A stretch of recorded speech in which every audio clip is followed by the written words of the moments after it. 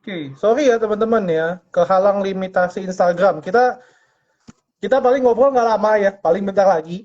Cuma tadi sayang banget ada part yang menarik banget yang kita bahas. Oke, saya undang dulu Om Silent, Pak Indra, dan juga Pak Rio. Oke, sorry apa ya, kepotong limit Instagram. Apa-apa. Berarti kan minatnya banyak. Mantap. Ini udah ada 4 apa masih Masih 2? masih dua, lagi nunggu Om Silent sama Pak Rio ya. Oke. Tadi eh, penjelasannya seperti itu tentang law of vibration.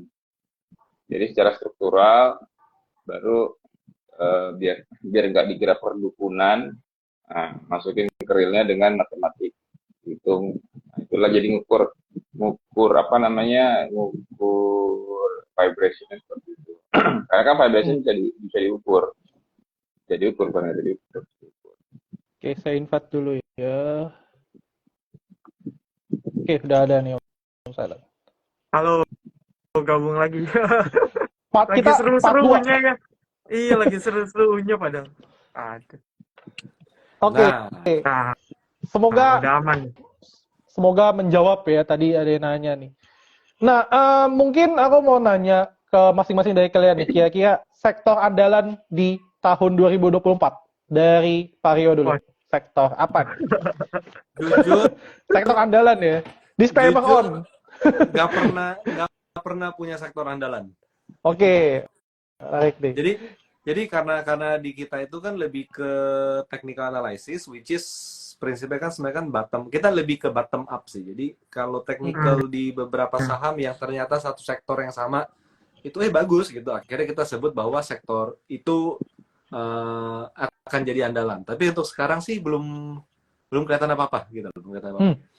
Jadi kita lebih prefer bottom up dibandingkan top down. Karena kalau top down itu nganalisnya terlalu menjelimet, akhirnya ngitung waktu juga gitu kita kan. Jadi untuk sementara sih tahun depan belum ada sektor andalan. Tapi Gimana yang perlu kalau top bottom lebih ribet. Nah. Iya, kalau top down itu bagi saya lebih ribet, Pak. Oh, kalau bottom up itu technical. Technical. Kalau top bottom, down ya technical juga bisa, cuman pada dasarnya gini, karena saham yang menggerakkan sektor, karena saham yang gerakin ISG, jadi saya lebih prefer nganalisa sahamnya aja. Nanti ketahuan, oh sektor ini bagus, daripada kita nganalisa ISG lalu sektoral. Ini versi saya ya, baru kita cari sahamnya. Jadi saya lebih senang langsung directly apa yang bisa bikin kita profit, sahamnya apa. Oh ternyata banyak di saham tambang nih semuanya gitu kan. Oh ya udah, artinya sektor tambang lagi bagus. Jadi untuk sekarang sih belum ketemu ya, maksudnya belum ada yang sangat meyakinkan gitu. Oke, saya kasih pertanyaan iseng, 1 menit. Waduh, gawat ujian. Salah ngomong nih Mario. Jadi itu saya moderator. Ini kalau kata Silent ini mind blowing kali ya. Jadi data yang menyebabkan harga bergerak, apa teknikal yang menyebabkan hasilnya data? Oh, data. Apakah data sebagai sebab? Apakah data sebagai sebab atau data sebagai akibat? Data apa, Pak? Many kind.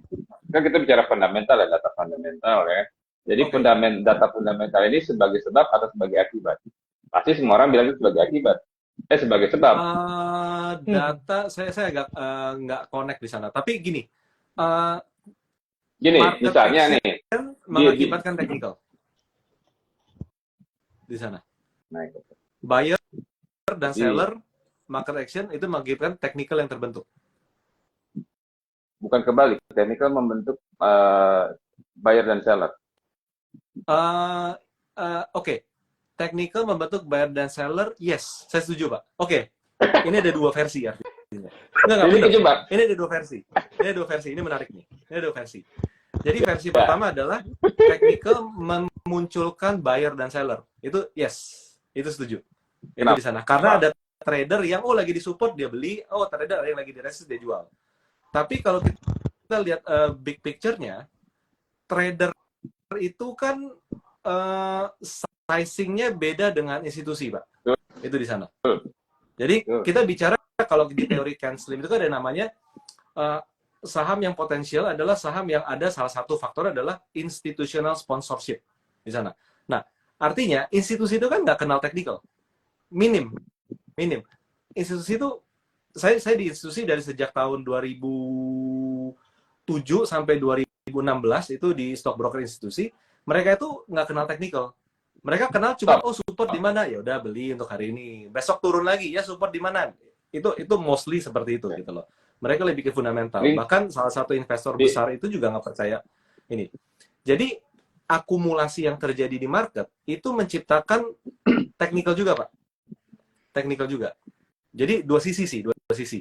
Tapi kalau saya lebih melihat sisi action market in bigger size itu menciptakan flow awal teknikalnya, Pak.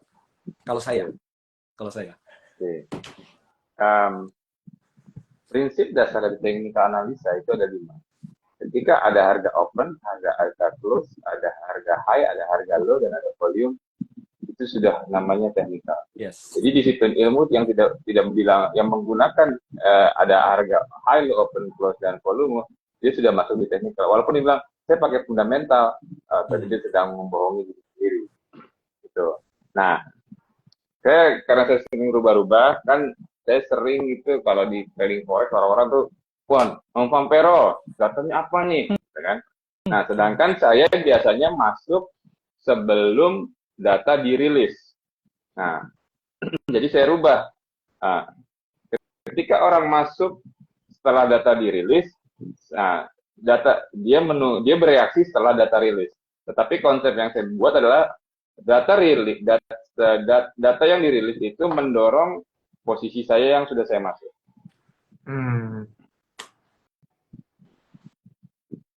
Gitu. Makanya saya bilang data itu dijadikan sebab atau akibat, gitu kan? Biasanya kan sebagai akibat, ya kan? Akibat ini jadi naik. Nah, kalau saya sebagai sebab, kenapa? Misalnya sebelum data dirilis saya sudah masuk, karena saya sudah direction dia kemana naik atau turun. Nah, ketika data rilis, posisi saya ini terdorong oleh data tersebut. Nah, kebanyakan orang dia akan menunggu data rilis baru dia masuk, sehingga mereka akan berada di level tengah-tengah, sehingga risk dan reward trading manajemen resikonya itu jadi berantakan, tidak sebanding gitu. Nah, atau kalau mau pilihan keduanya adalah mendingan stay outside sebagai penonton. Gitu, Pak. Nah, saya sengaja iseng. Kenapa? Biar teman-teman, oh iya ya, jadi gini nih. Oh iya, jadi gini nih. Gitu. Itu betul. Pentingnya. Menarik. Ya, menarik. Nanti saya nunggu diundang ngopi aja. Nah, Pak, nanya Pak, gimana caranya masuk duluan Pak Indra? Ada sebelum data keluar nih. Jadi datanya tadi mendukung posisi kita.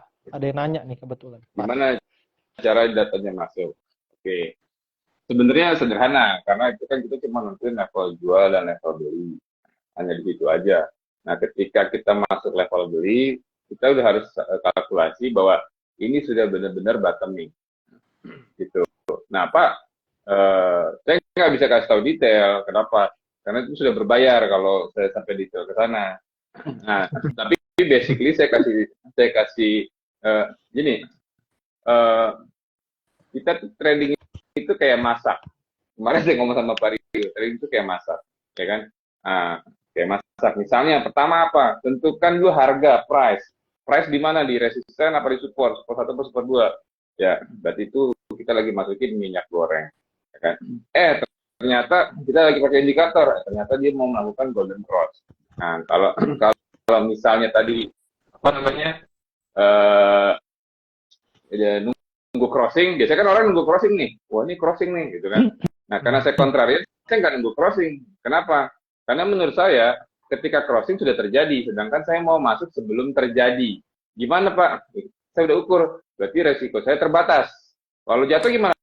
Jatuh banyak Pak ya, tapi kan terbatas bisa kasih. Tapi ketika kalkulasi risk and reward, upside-nya akan lebih banyak dibandingkan downside-nya gitu. Nah, jadi gimana cara masuknya? Biasanya itu udah jadi ramuan, ya kan? Nah, ada namanya signal yang paling kuat di technical analysis, signalnya apa? Nah, lalu disupport. Tahu-tahu ada candlestick yang ngasih gambarnya rebound atau reversal bullish, gitu kan? Harga disupport, ternyata lagi ke golden cross. Tahu-tahu signal candlesticknya ngasih tahu lagi reversal. Berarti kan ada tiga alasan yang mengatakan bahwa ini akan naik. Nah, itu kita masuk. Nah, tahu-tahu ternyata ada data. Data nggak pernah saya pakai, gitu. Kenapa? Karena buat saya sebagai noise, gitu. Karena kan grafik itu sudah mencerminkan perilaku pasar. Grafik itu sudah mencerminkan behavior market, ya kan? Ya, jadi ya udah, ngapain lagi kita dengerin noise? Udah cakep-cakep pakai earphone gini udah mulus, masih ada lagi suara sumbang gitu kan. Nah, keganggu dengan dimatiin itu radio gitu. Kita pakai earphone aja. Gitu. Gimana cara masuk? Kita hitung ya. Kayak misalnya kenapa saya bisa bicara indeks atau ISG potensinya bullish? Karena berdasarkan kalkulasi momentum bear-nya sudah habis. Bear-nya sudah mulai habis. Misal Pak, ini misal nih sederhana gini caranya, misal ya volume bear-nya misalnya di bear sini dia turun, tapi beruangnya itu misalnya ada 10 beruang, bull-nya hanya ada 5. Lalu di candle kedua dia turun lagi, lebih turun, tetapi beruangnya hanya 5, bantengnya ada 10. Berarti kan itu terlihat walaupun dia melemah, tetapi orang kan yang sering dihitung itu adalah berkurangnya momentum naik. Kan tinggal dibalik, momentum turun juga kita rubah dengan tujuan untuk mengukur naik. Nah, orang mengukur momentum naik itu untuk mengukur turun. Sedangkan kalau kita balik, ketika dia lemah yang terbatas, sehingga akan terjadi pembalikan arah. Itu saya masuk. Nah, ternyata saya cek, wah ada data. Nah, data ini saya temani, saya jadikan sekutu saya untuk memboosting pricing-nya untuk lebih. Gitu tekniknya.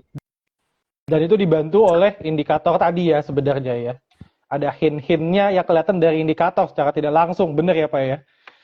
Indikator buatan sendiri. Iya. Indikator buatan sendiri. Iya. Indikator saya hampir sama kayak Bollinger Band, tapi bukan Bollinger Band. Oke. Saya mau ke Om Silent sekarang. Om, kira-kira sektor andalan di tahun 2024, sektor apa tuh Om? Waduh. Berat nih ya, pertanyaan paling berat nih yang biasa di akhir-akhir nih. Oke, sebelumnya kalau dibilang terkait sektor, mungkin bahas dulu kali ya sisa akhir ya.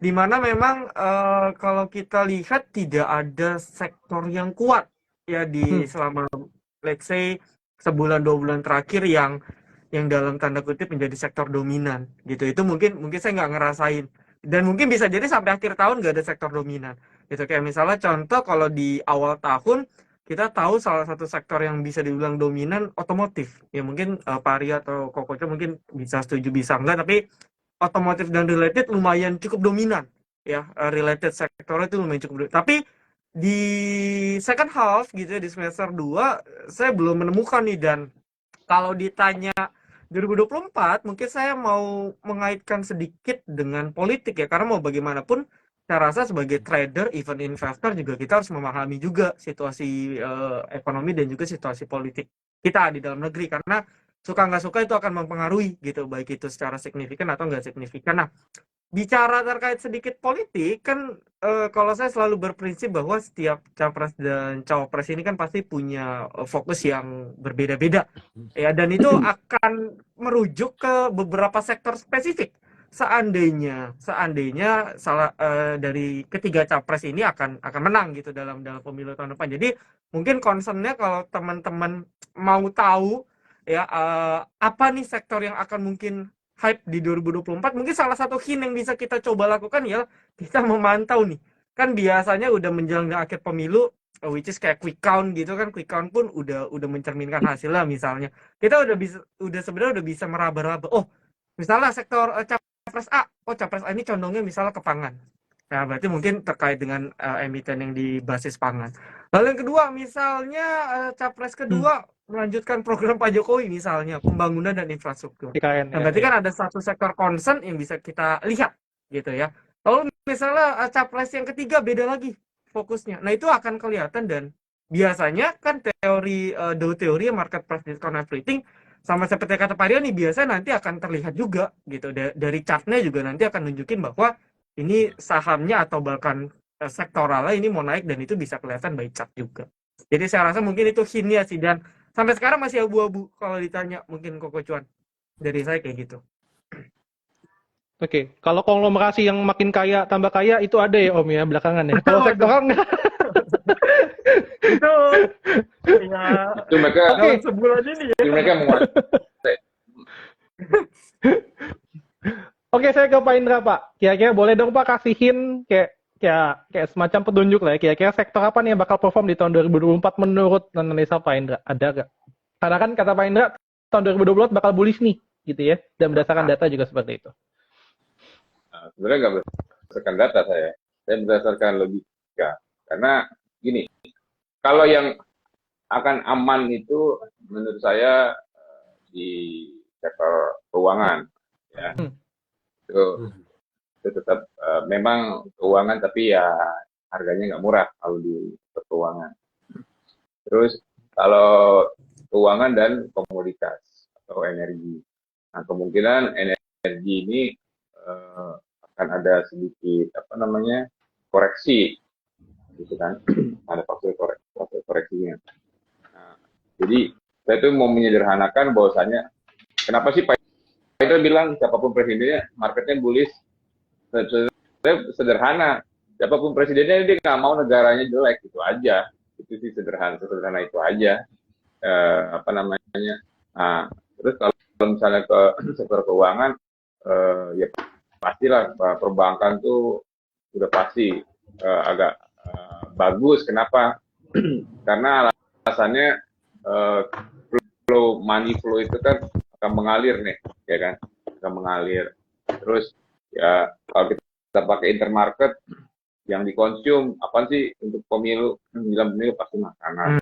Udah pasti nanti potensi inflasi agak naik, ya kan? Nah, tapi jangan lupa ketika terjadi money flow itu semuanya nggak uang cash, itu bisa juga uang utang. Nah, gitu. Itu orang utang. Nah, kalau kalau misalnya seperti itu kan akan terjadi sesuatu yang macet, tidak mulus gitu. Nah, baru itu tadilah gunanya TA. Jadi ketika kita lihat sektoral apa yang kan sederhana, teori siklus kan sederhana ya, komoditi, stok, baru diikutin sama bond, ya kan? Ya. Nah, komoditi udah mulai decline, sekarang di stoknya. Kalau tadi kayak dibilang melanjutkan pembangunan IKN, infrastruktur, nyatanya juga itu perusahaan-perusahaan yang di infrastruktur masih pada ngutang semua, belum dibayar tuh.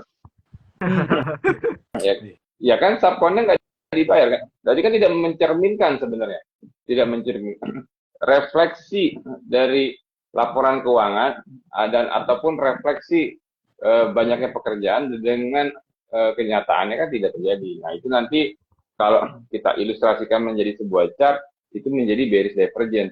Ketika dia naik, harga naik atau sentimen naik tidak diikuti dengan jumlah volume, cash tidak mengikuti, nah terjadi pembalikan arah. Gitu. Nah, jadi kalau secara sektoral, saya tetap milihnya kalau yang mau aman, taruh di perbankan. Karena bank nggak mungkin nol. Kalau bank terjadi sesuatu, pasti di bailout negara. Sama kayak surat utang. Kalau beli surat utang di bond, belilah surat utang negara. Kenapa? Kalau mereka gagal bayar, mereka akan utang lagi. Gitu. Oke, menarik banget pembahasannya. Mungkin terakhir aku mau nanya gitu ya. Mungkin dari 3 orang yang ini nih, boleh dong kasih alasan gitu ya, kenapa sih harus ngikut IFTA terakhir? Wah. Mungkin dari Pak Indra dulu kali ya. Tadi kan Pak Indra di belakang, Oke. Pak Indra di depan. Sekarang di belakang aja. Ya udah, yang dari fresh, Om Silent dulu deh. yang fresh. Dari Om Silent. Berarti tahun depan ya Pak ya, 2024 ya. Tapi belum tahu jadwalnya kapan. Biasa bulan 10 ya Pak ya. Ya, kayaknya di China, di Hainan. Oke, mungkin dari Om Silent dulu, kenapa harus ikut IFTA 2024? Oke, kenapa harus ikut IFTA gitu ya, baik itu di 2024 ataupun mungkin tahun-tahun berikutnya ya, gitu. Ya. Ataupun ya kita doain siapa tahu bisa balik lagi di Indonesia.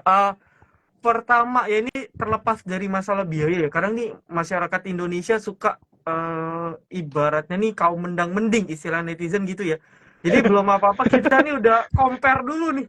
Padahal kita belum tahu gitu apa yang kita dapat tuh gimana. Dan ya mungkin teman-teman kan udah banyak lah testimoni-testimoni, baik itu misalnya dari Pario, dari Koko Cuan, dari saya, dan mungkin teman-teman yang Indonesia gitu yang udah hadir di IFTA Conference. Nggak pernah saya nemuin negatif, semuanya positif, dan bahkan positifnya pun luar biasa dalam kategorinya. Jadi dari situ sebenarnya sudah satu kesimpulan bahwa terlepas dari masalah harga yang kaum mendang-mending tadi, saya rasa kalau teman-teman memang mau fokusnya sebagai trader profesional di any kind of market saham, market forex, cryptocurrency, dan anything, teman-teman wajib ikut. Kalau memang teman-teman fokus ingin menjadi seorang trader profesional. Tapi kalau teman-temannya masih tidak memiliki motivasi gitu ya, masih dalam tanda kutip mungkin belum tahu nih jati diri saya ini investor atau trader sih, ya mungkin bisa dipertimbangkan. Tapi kalau teman-teman serius udah tahu nih, oke, pasar modal ini sesuatu yang bagus, sesuatu yang bisa menghasilkan uang untuk saya di kemudian hari, teman-teman ikut gitu. Mungkin itu aja sih dari saya sih, Koko Cuan. Oke, thank you Om Silent. Kita ke Pak Rio. Boleh dong Pak, kasih. Kenapa harus ikut IFTA? Ikut IFTA biar memperkaya ilmu dan memvalidasi. Jadi kadang share-share yang diberikan itu kan belum tentu mereka share di sosial media, di YouTube mereka atau apapun itu. Toh juga nggak setiap hari kita bisa ketemu mereka, jadi itu menjadi insight yang menarik. Tapi sebenarnya satu tips sih, kalau mau memaksimalkan IFTA itu, pribadi kita harus punya framework dulu gitu loh.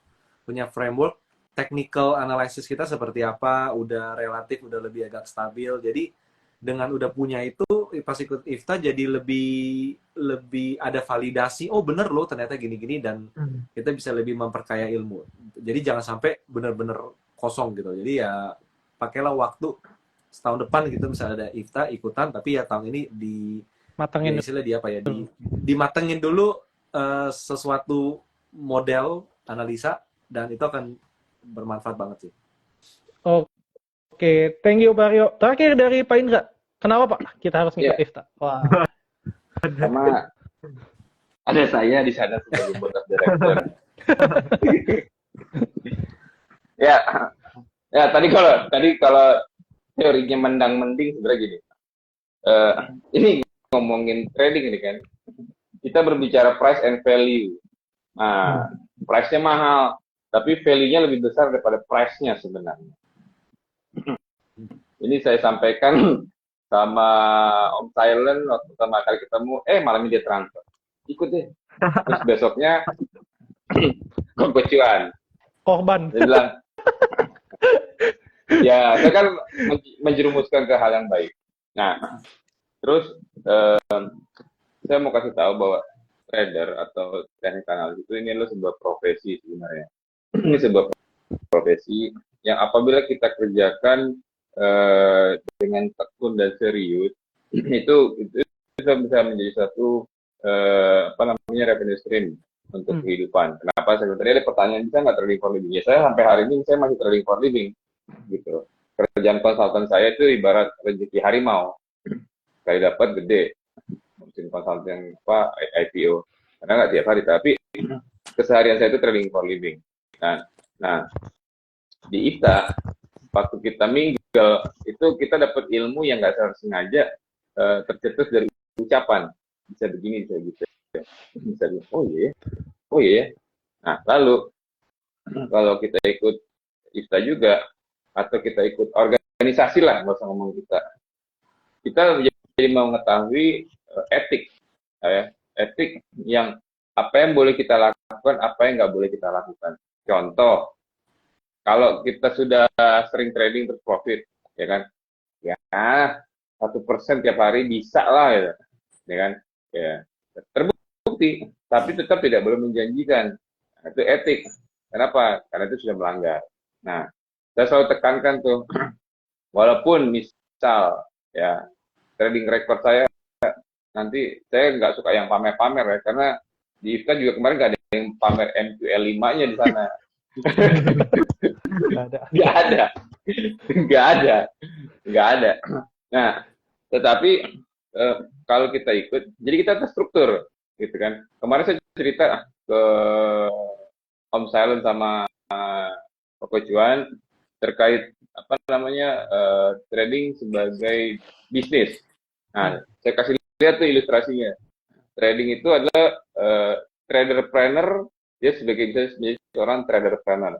Gimana caranya? Ada kalkulasiannya. Saya kalkulasikan begini, ilustrasinya seperti ini. Month by month seperti ini, gitu. Ya. Nah, jadi kita bicara value, terus kita bicara pertemanan, ya kan? Karena saya bersyukur bisa dapat teman 3 nih gara-gara IFTA Conference nih. Saya bisa kenal sama Koko Juan, saya bisa teman sama Om Silent, mungkin berguru sama Pak Rio. Balik, Pak. Tapi ya basically yang paling penting itu adalah riset.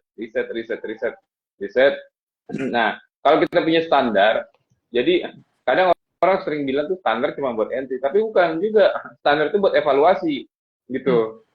Standar buat, jadi ketika kita mau evaluasi, kalau nggak ada standarnya juga, ya kan sama aja bohong. Apa yang mau kita evaluasi kalau sedang kita jadi acuan, gitu. Dan ketiga, itu kita punya networking itu internasional, gitu.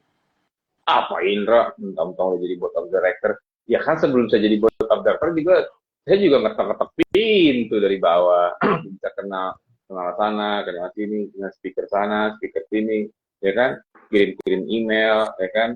Nah, sekarang saya bisa dengan telepon WA langsung. Nah, tapi semua starting dari nol, gitu. Bahwasanya apa nggak rugi, gitu, bahwa yang kalian bayarkan kemarin itu mungkin menurut saya pertama keilmuan lebih banyak, kedua kalian bagian dari sejarah bahwa pertama kali Indonesia itu bisa mengalihkan itu, dan ketiga presiden mengutus utusannya staf khusus untuk hadir dan memberikan pidato terkait teknik analisa di malam tadi, gitu. Jadi TA-nya ini kita nggak usah ribut-ribut lagi, bagus apa enggak, bener apa enggak.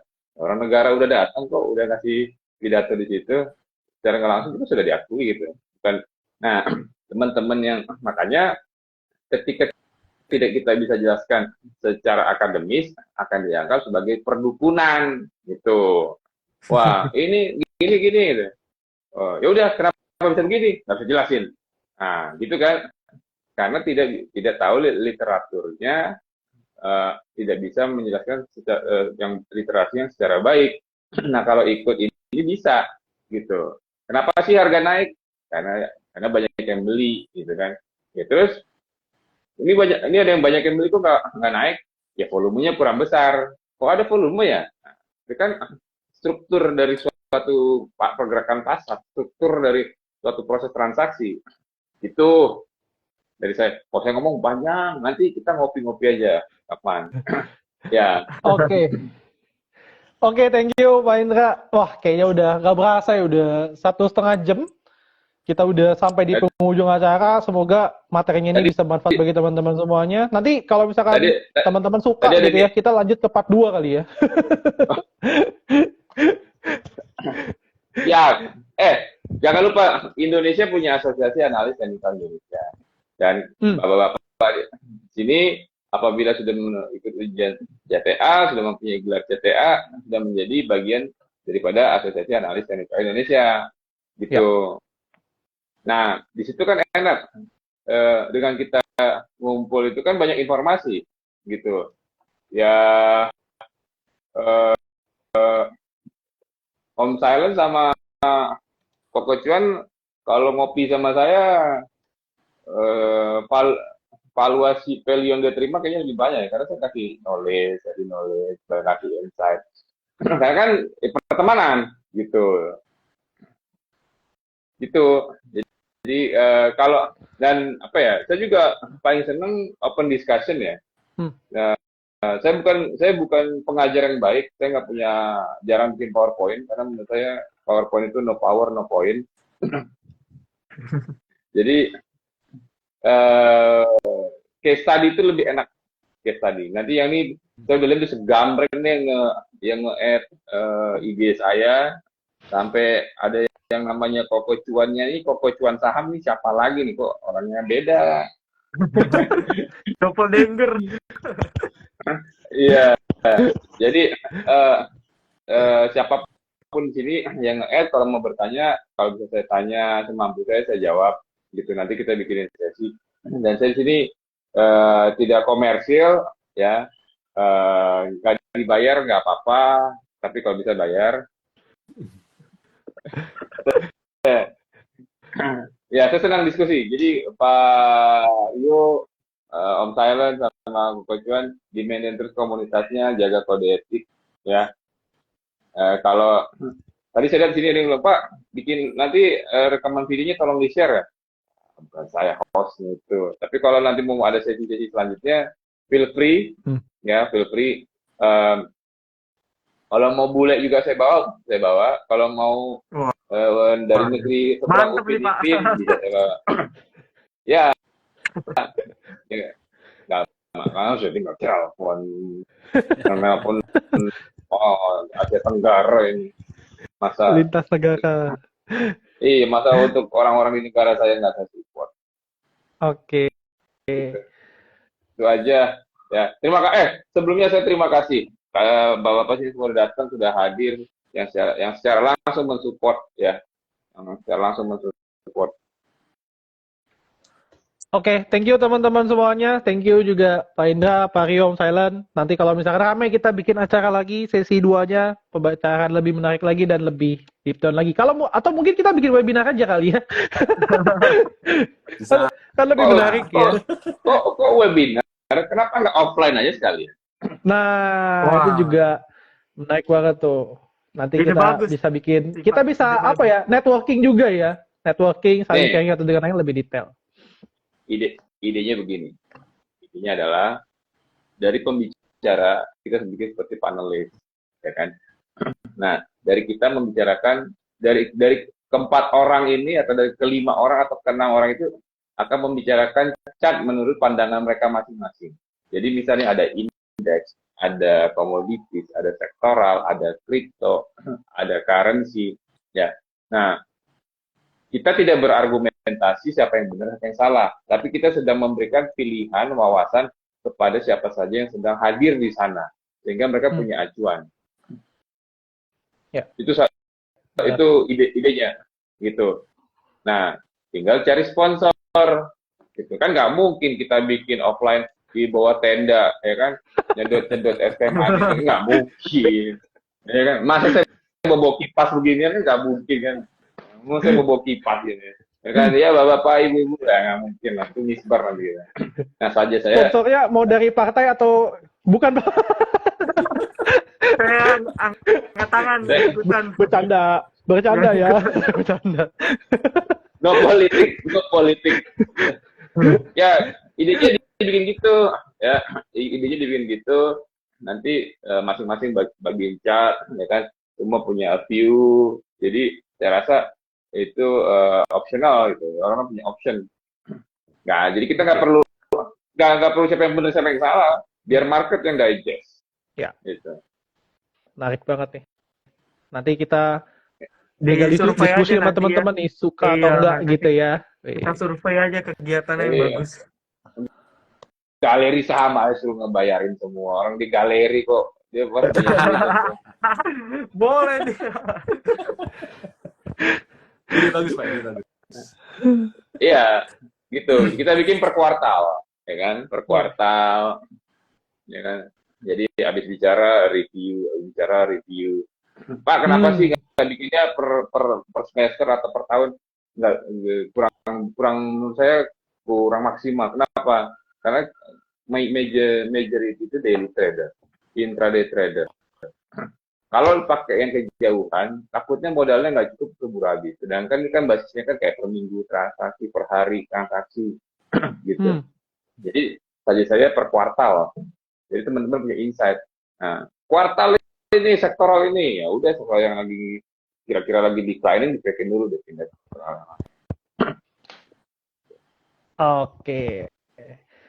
Oke, mungkin kita akhir aja ya sesinya. Thank you teman-teman semua yang sudah hadir. Thank you juga kepada narasumber yang sudah hadir. Sorry kalau misalkan ada salah-salah kata dan juga mungkin kelamaan ya. Nanti akan aku save. Jadi kalau misalkan teman-teman mau nonton ulang, monggo feel free bisa di pause sesuka hati. Kalau misalkan secara bahasa teknisnya, aduh, Adi bahasa dari mana ya? Bisa sambil di pause dan diulang lagi, dicari di internet ya referensinya. Oke. Thank you teman-teman semuanya dan sampai jumpa di sesi selanjutnya ya guys. Oke, thank you. Bye bye. Thank you Pak Indra. semuanya. Thank you Pak Oh, Indra. Thank you. makasih Pak Indra. apa ya? Thank you, Makasih. Thank you.